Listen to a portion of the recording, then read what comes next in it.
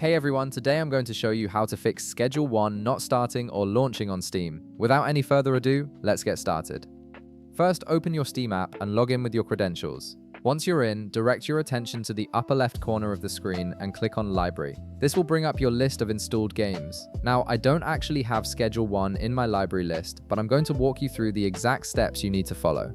Let's pretend that I have Schedule 1 installed so I can demonstrate the process for you. Once you locate Schedule 1 in your library, right-click on the game name and select Properties from the menu that appears. This will open a new window with various settings and options for the game. Here, look for the option that says Enable the Steam overlay while in-game.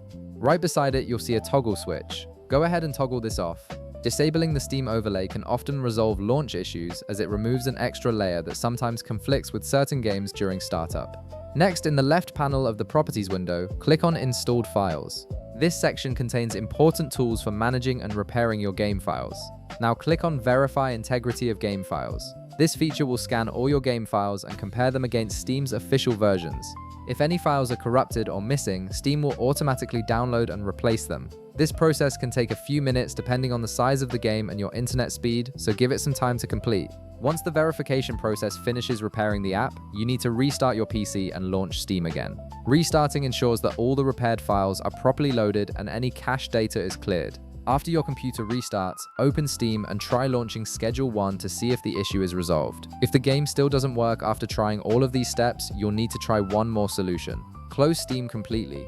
Now, locate your Steam shortcut on your desktop or taskbar, right-click on it, and select Run as Administrator.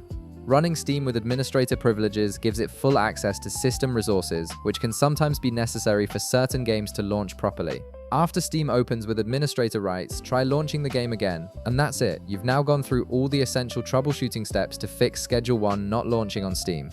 If this video helped you out, be sure to leave a like, subscribe, and I'll see you in the next one.